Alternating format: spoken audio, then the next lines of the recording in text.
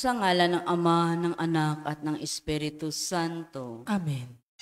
Ang anghel ng Panginoon ay nagbalita kay Santa Maria. At siya'y naglihilala ng Espiritu Santo. Aba, Ginoong Maria, napupuno ka ng grasya. Ang Panginoong Diyos ay sumasa iyo. Bukod kang pinagpala sa babaeng lahat, at pinagpala naman ang iyong anak na si Jesus. Santa Maria, Ina ng Diyos, ipanalangin mo kaming makasalanan, ngayon at kung kami mamamatay. Amen. Narito ang alipin ng Panginoon. Maganap nawa sa akin ang ayon sa wika mo. Aba, Ginoong Maria, napupuno ka ng grasya. Ang Panginoong Diyos ay sumasa iyo.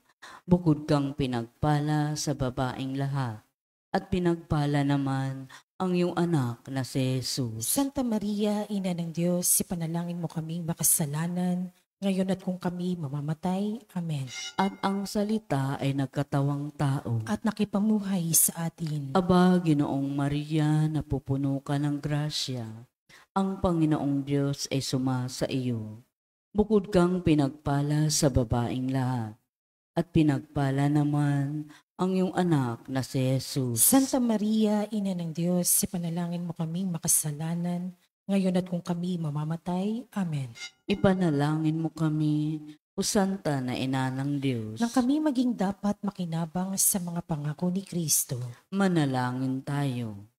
Panginoon naming Diyos, kasiyahan mo nawa ang aming mga kaluluwa sa iyong mahal na grasya, at yayamang dahilan sa pamalitan ng anghel ay nakilala namin ang pagkakatawang tao ni Jesucristong anak mo, pakundangan sa mahal na pasakit at pagkamatay niya sa krus. Papakinabangan mo kami ng kanyang pagkabuhay na magmuli sa kadakilaan sa langit, sa pamagitan ni Jesucristong aming Panginoon. Amen.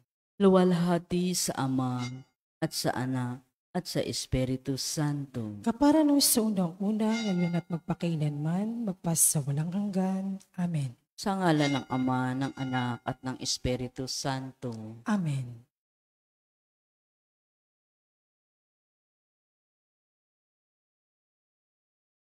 At ang mamumuno po sa ating banal na pagdiriwang ngayon ay ang ating pumbuting Kura Paroko, Reverendo Padre Douglas Di Badong.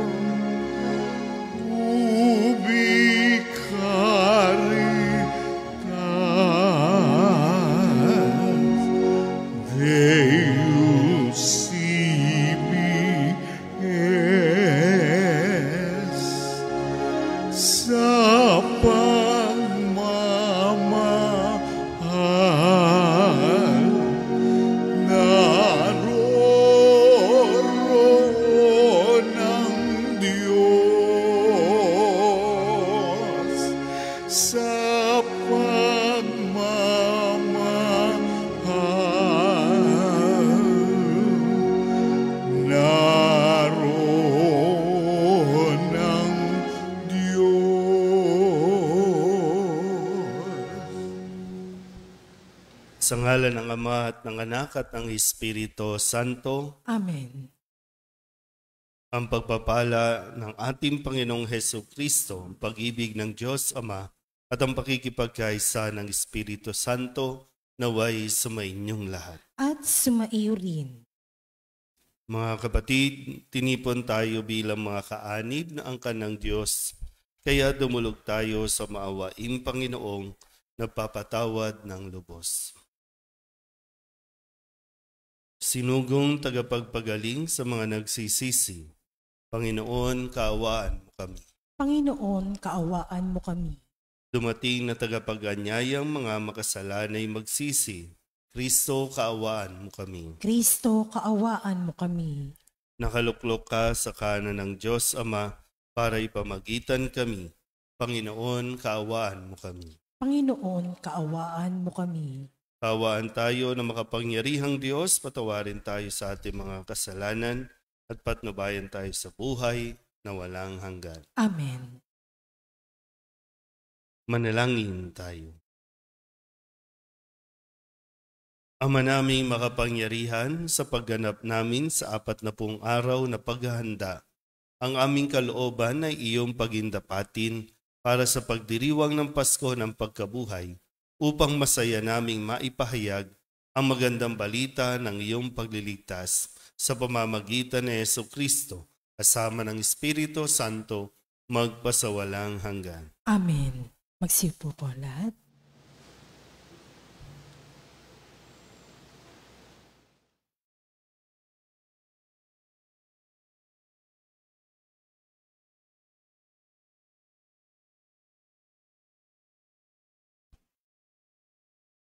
Pagbasa mula sa aklat ni Propeta Ezekiel. Bumalik kami sa pintuan ng templo. Sa ilalim nito'y may agos ng tubig papunta sa silangan. Ang templo'y paharap sa silangan. Ito'y nagmumula sa gawing timog na bahagi ng templo, sa gawing timog ng altar. Lumabas kami sa pintuan sa gawing hilaga at iniligid niya ako papalabas sa pintuan sa gawing silangan. Doon ay may mahinang agos ng tubig mula sa gawing timog ng hagdanan. Nagtuloy kami sa gawing silangan. May hawak siyang panukat. Sumukat siya ng 500 metro. Pagkatapos, lumusong kami sa tubig na hanggang bukong-bukong. Sumukat uli siya ng 500 metro at nang lumusong kami sa tubig, ito'y hanggang baywang. Sumukat uli siya ng 500 metro, ngunit yaon ay isa ng ilog at hindi na ako makalusong. Malalim ang tubig at kailangang languyin upang matawid. Sinabi niya sa akin, "Tao, tandaan mo ang lugar na ito." Naglakad kami sa pangpang ng nasabing ilog. Nang ako'y pabalik na, nakita ko ang makapal na puno sa magkabilang pangpang ng ilog. Sinabi niya sa akin, "Ang tubig na ito ay papunta sa dakong silangan hanggang dagat na patay. Pag-abot nito sa dagat na patay, malilinis ang tubig nito. Lahat ng lugar na maaagusan nito ay magkakaroon ng lahat ng uri ng hayop at isda. Pagdating ng agos na ito sa dagat na patay, magiging tabang ang tubig ng dagat. Lahat ng lugar na abutin nito ay magkakaroon ng buhay. Sa magkabilang pangpang ng ilog ay tutubo ang sari-saring punong kahoy na makakain ang bunga. Hindi malalanta ang mga dahon nito, ni mawawalan ng bunga, pagkat ang didilig dito ay tubig na umaagos mula sa templo. Ito ay patuloy na mamumunga sa buong taon. Ang bunga nito ay pagkain at gamot naman ang mga dahon." Ang salita ng Diyos. Salamat sa Diyos. Saan mo tugunan ang ating pong itutugon? Diyos na makapangyarihay, kapiling nating kanlungan. Ulitin po natin. Diyos na makapangyarihay, kapiling nating kanlungan. Ang Diyos ay lakas natin at kanlungan, at handang saklolo kung may kaguluhan. Di dapat matakot, mundo'y mayanigman, kahit nasa dagat, ang bundok mabuwal. Tugon. Diyos na makapangyarihay, kapiling nating kanlungan. May ilog na galak sa bayan ng Diyos. Sa banal ng templo'y ligaya ang dulot. Ang tahanang lungsod ay di masisira. Ito ang tahanan ng Diyos na dakila. Mula sa umaga ay kanyang alaga. Tugon. Diyos na makapangyarihay, kapiling nating kanlungan. Nasa atin ang Diyos na makapangyarihan, ang Diyos ni Jacob na ating kanlungan. Anuman ang kanyang ginawa sa lupa, sapat ng pagmasdan at ika'y hahanga. Tugon. Diyos na makapangyarihay, kapiling nating kanlungan. Magsitayo po ang lahat. Wika mo'y aming tiringin, wika mo'y aming susundin, wika mo'y aming tutupdin. Diyos ko sa aking igawad, luubing tunay na tapat. Gusto ko'y gawing mong wagas, nang manauli ang galak, bunga ng iyong pagliligtas. Wika mo'y aming diringgin, wika mo'y aming susundin, wika mo'y aming tutupdin. Sumainyo ang Panginoon. At sumaiyo rin. Ang mabuting balita ng Panginoon ayon kay San Juan. Papuri sa iyo, Panginoon. Nang dumating ang pagdiriwang ng pista ng mga Hudyo, pumunta si Jesus sa Jerusalem. Sa lungsod na ito, malapit sa pintuan ng mga tupa, ay may malaking deposito ng tubig na may 5 portiko. Kung tawagin ito sa wikang Hebreo ay Bethesda. Natitipon dito ang maraming may sakit, mga bulag, mga pilay, at mga paralitiko. Inihintay nilang gumalaw ang tubig sapagkat may panahong bumababa ang isang anghel ng Panginoon at kinakalawkaw ang tubig. Ang maunang lumusong pagkatapos makalawkaw ang tubig ay gumagaling, anuman ang kanyang karamdaman. Dooy may isang lalaking 38 taon nang may sakit at siya'y nakita ni Jesus. Alam nitong matagal nang may sakit ang lalaki. Tinanong siya ni Jesus, "Ibig mo bang gumaling?" Sumagot ang may sakit, "Ginoo, wala pong maglusong sa akin kapag nakakalawkaw ang tubig. Patungo pa lang ako roon ay may nauna na sa akin." Sinabi sa kanya ni Jesus, "Tumindig ka, dalhin mo ang iyong higaan at lumakad ka." At pagdakay gumaling ang lalaki. Dinala ang kanyang higaan at lumakad. Nooy araw ng pamamahinga, kaya't sinabi ng mga Hudyo sa lalaking pinagaling, "Araw ng pamamahinga ngayon, labag sa kautusan na dalhin mo ang iyong higaan."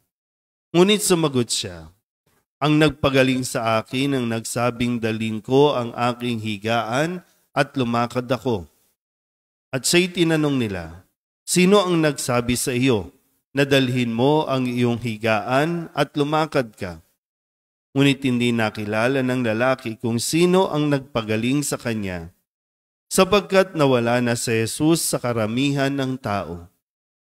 Pagkatapos nakita ni Jesus sa loob ng templo ang lalaki at sinabihan, "Magaling ka na ngayon, huwag ka nang magkakasala at baka may mangyari sa iyo na lalo pang masama." Umalis ang lalaki at sinabi sa mga Hudyo na si Jesus ang nagpagaling sa kanya. Dahil dito, si Jesus ay sinimulang usigin ng mga Hudyo sapagkat nagpagaling siya sa araw ng pamamahinga. Ang mabuting balita ng Panginoon. Pinupuri ka namin, Panginoong Hesus Kristo. Isang mapagpalang umaga po sa inyong lahat. Ngayon po ay Martes ng ating ika-4 na linggo ng 40 araw na paghahanda. At habang papalapit tayo ng papalapit, ang mga kwento natin na maririnig sa ating pong mga pagbasa ay patungkol na sa nalalapit na mga mahalagang araw. Sabi nga po sa huling bahagi ng ating ebanghelyo ay sinisimulan ng usigin ng mga Hudyo si Jesus dahil nagpagaling siya sa araw ng pamamahinga. Pero yun, nagpagaling sa araw ng pamamahinga, pero pinag-iisipan na siya kung paano siya uusigin base dito sa kanyang mga gawain. Pero sadyang napakabait ng ating Panginoon para tayo ay pagkalooban ng biyaya at lalong-lalo na pagdating sa karamdamang pisikal. Kaya isa ito sa paalala sa atin na ang simbahan o sa pamamagitan ng simbahan, dumadaloy ang mapagpalang kamay na mapagpagaling ng ating Panginoong Jesus. Kahit hindi natin, deserve ang mga biyayang ito, pero dahil nga sa kanyang walang hanggang kabutihan, sa kanyang pagmamahal sa tao, ay kanyang ipinagkakaloob ito. Ang inaasahan lang ay magkakaroon tayo ng pagbabago sa atin pong mga pag-uugali. Lalong-lalo na sa ating mga madalas o araw-araw na nakakapagsimba, kailangan natin masuri kung mayroon bang nagbabago sa atin pong pag-uugali. Hindi tayo pinipilit ni Jesus, pero hinihiling niya sa atin yung pagbabago. Maganda kasi makita natin ang ating mga sarili sa naging pag-uugali nitong lalaking mayroong sakit na 38 years na.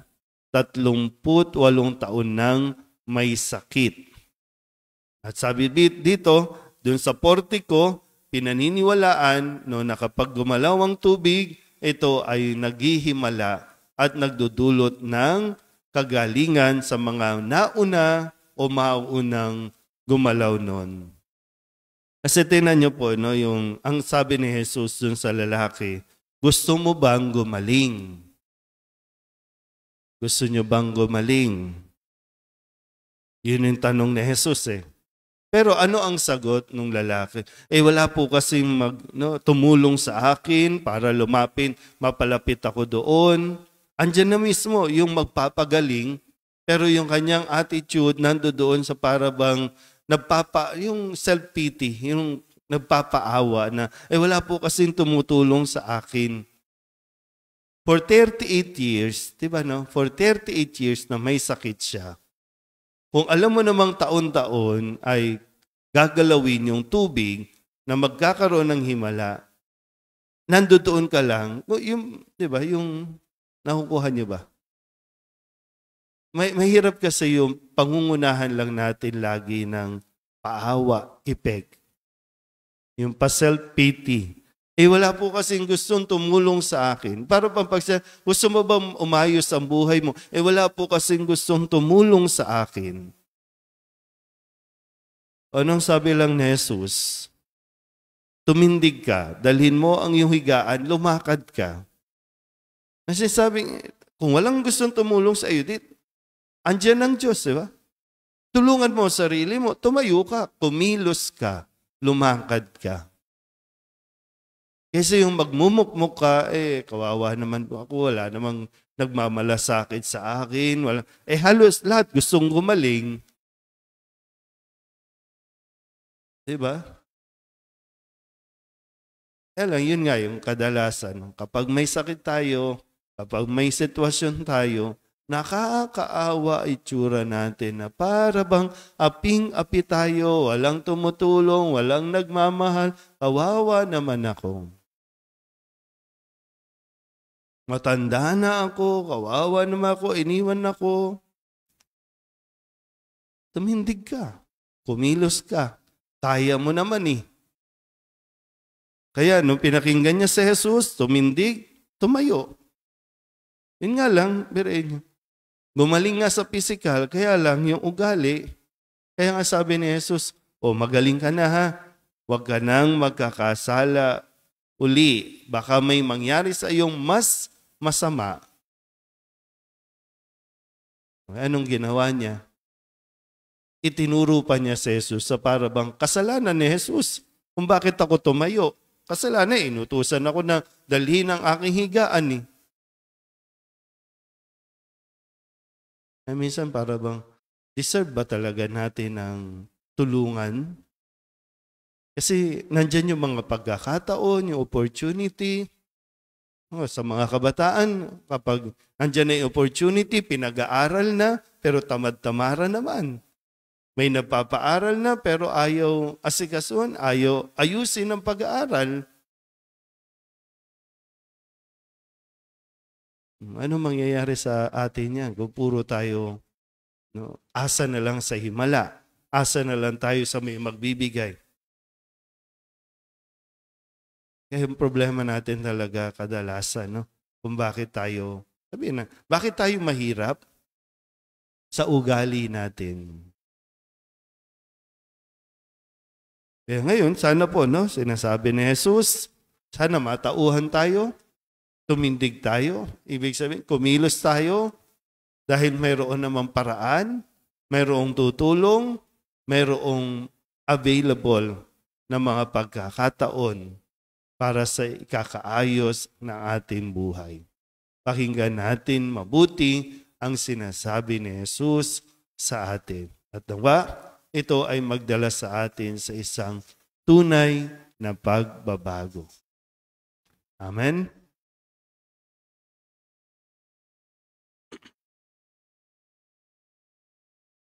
Habang higit nating nakikilala ang Diyos, lalo nating nauunawaan na lubos tayong umaasa sa Kanya. Alam natin na marami tayong mga kahinaan at wala tayong magagawa kung hindi niya tayo tutulungan, kaya't manalangin tayo sa Kanya. Ang ating pong itutugon, Banal na tagapagpagaling, tulungan mo kami. Banal na tagapagpagaling, tulungan mo kami.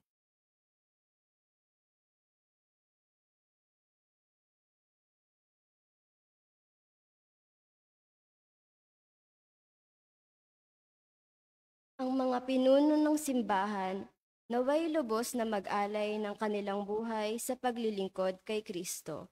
Manalangin tayo. Banal na tagapagpagaling, tulungan mo kami.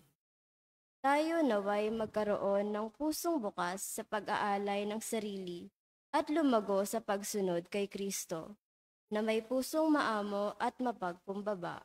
Manalangin tayo sa Panginoon. Banal na tagapagpagaling, tulungan mo kami.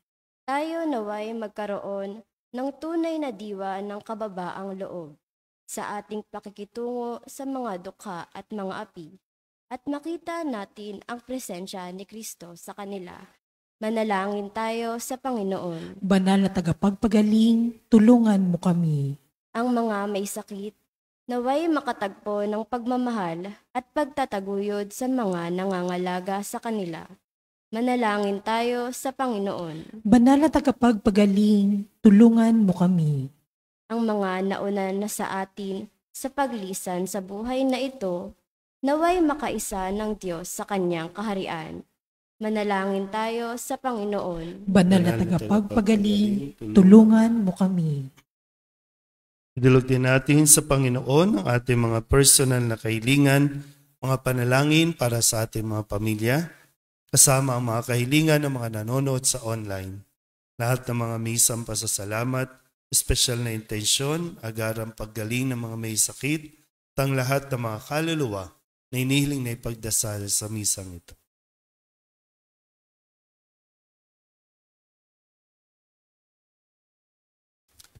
Ang lahat ng ito inihiling namin sa ngalan ni Kristo, aming Panginoon. Amen. Magsiupo po lahat.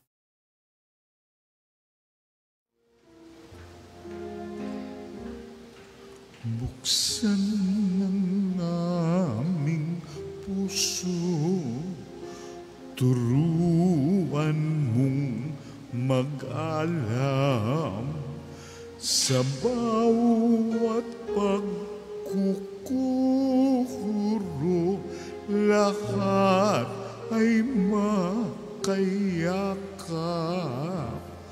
Buksan ng aming isip, sikatan ng liwanag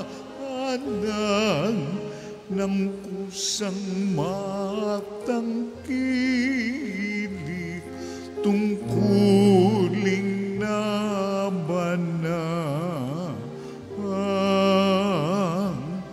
Buksan ng aming palad, sarili maialay, tulungan mong ihanap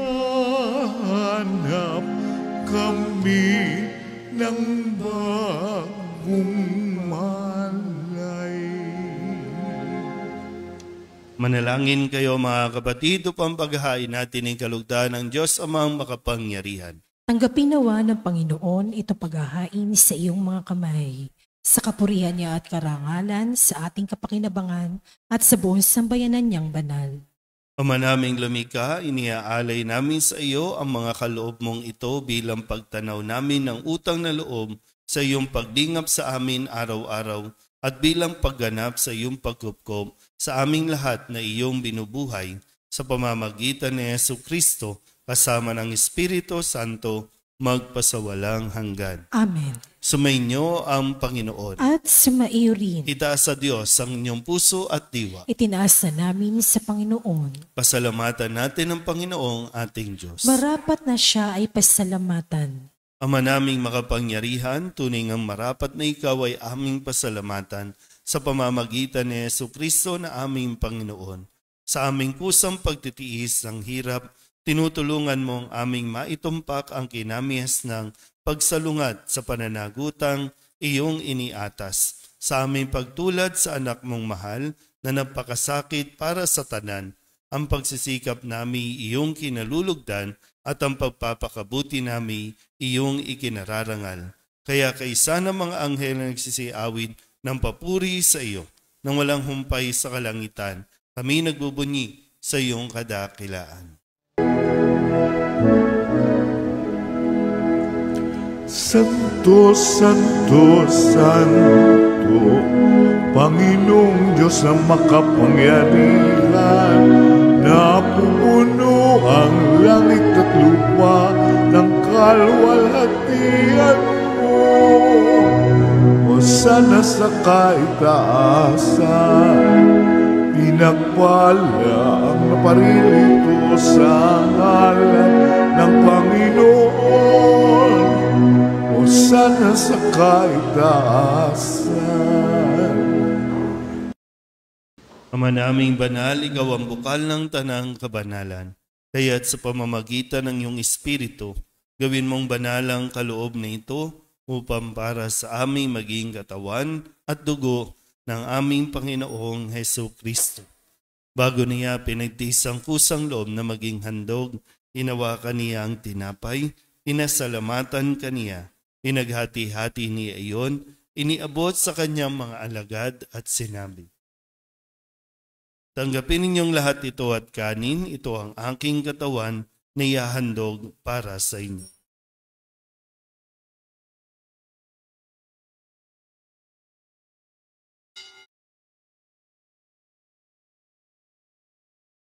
Gayun din naman, nang matapos ang hapunan, hinawakan niya ang kalis, muli kaniyang pinasalamatan.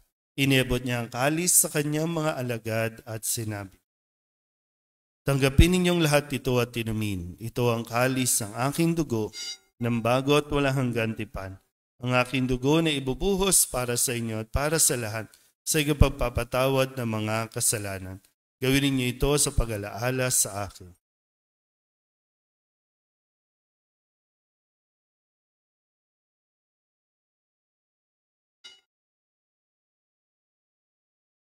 Ipagbunyi natin ang misteryo ng pananampalataya. Si Kristo'y namatay, si Kristo'y nabuhay, si Kristo'y babalik sa wakas ng panahon. Ama, ginagawa namin ngayon ang pag-alaala sa pagkamatay at muling pagkabuhay ng iyong anak.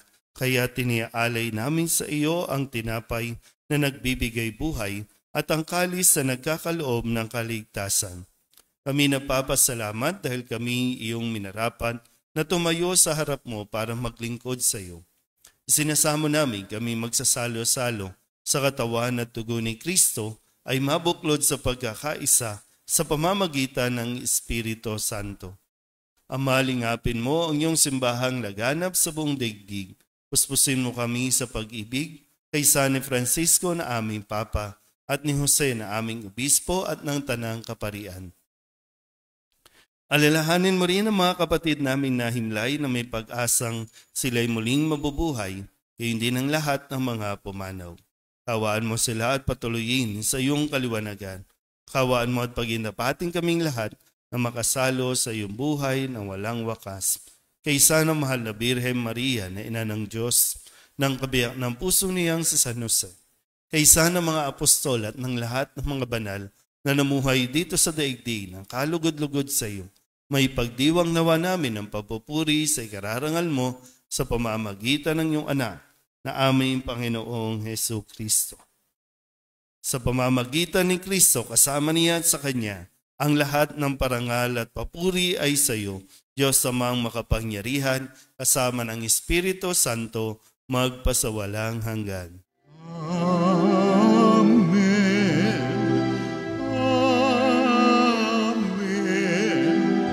Amen. Amen.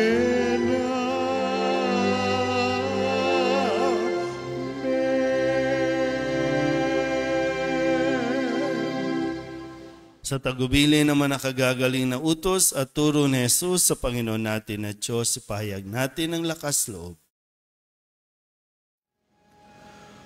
Pater noster, qui es in celis, sanctificetur nomen tuum,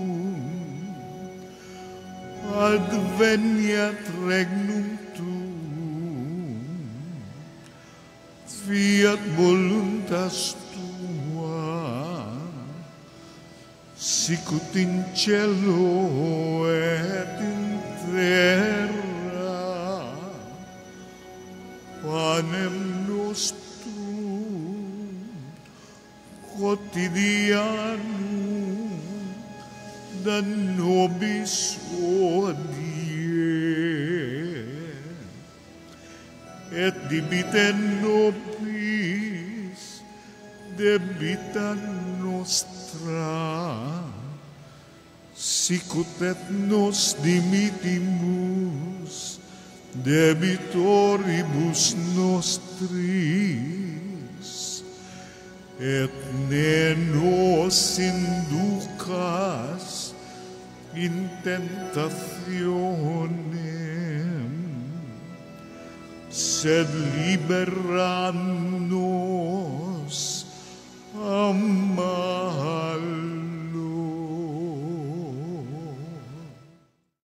Hinihiling namin kami iadya sa lahat ng masama, pagkalooban ng kapayapaan araw-araw, iligtas sa kasalanan at ilayo sa lahat ng kapahamakan, samantalang aming pinananabikan ang dakilang araw ng pagpapahayag ng tagapagligtas naming sa Hesu Kristo. Sapagkat iyo ang kaharian at ang kapangyarihan at ang kapurihan magpakailanman. Amen. Panginoong Hesu Kristo, sinabi mo sa iyong mga apostol, kapayapaan ang iniiwan ko sa inyo, ang aking kapayapaan ang binibigay ko sa inyo. Tunghayan mo ang aming pananampalataya at huwag ang aming mga pagkakasala. Pagkalooban mo kami ng kapayapaan at pagkakaisa ayon sa iyong kalooban, asama ng Espiritu Santo, magpasawalang hanggan. Amen. Ang kapayapaan ng Panginoon ay laging sumainyo. At sumaiyo rin. Magbigayan po tayo ng kapayapaan sa isa't isa.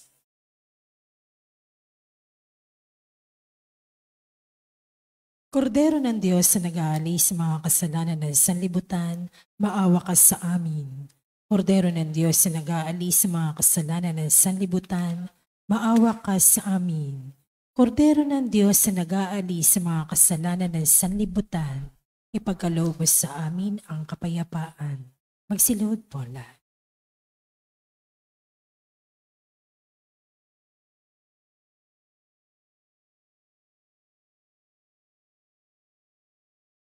Ito ang kordero ng Diyos. Ito ang nag-aalis ng kasalanan ng sanlibutan.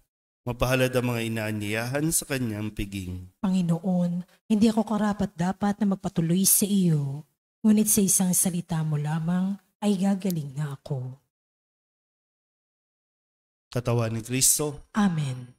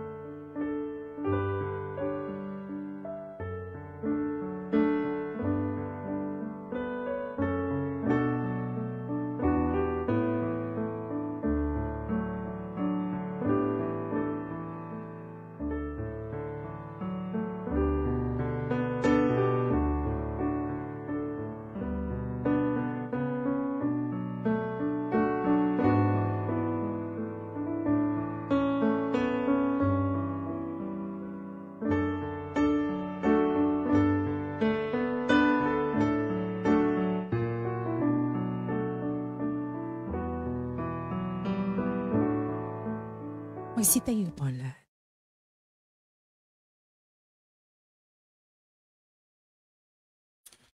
Manalangin tayo. Ama naming mapagmahal, gawin mong dalisay ang aming kalooban at panibaguhin mo ito sa aming pakikinabang upang ang tulong mo ngayon at sa inaharap ay aming lubusang matanggap sa pamamagitan ni Jesucristo kasama ng Espiritu Santo magpasawalang hanggan. Amen. Sumainyo ang Panginoon. At sumaiyo rin. At pagpalain kayo ng makapangyarihang Diyos, Ama at Anak at Espiritu Santo. Amen. Tapos sa banal na misa, humayo tayo sa kapayapaan ni Kristo. Salamat sa Diyos. Magandang umaga po. Magandang umaga po, Father.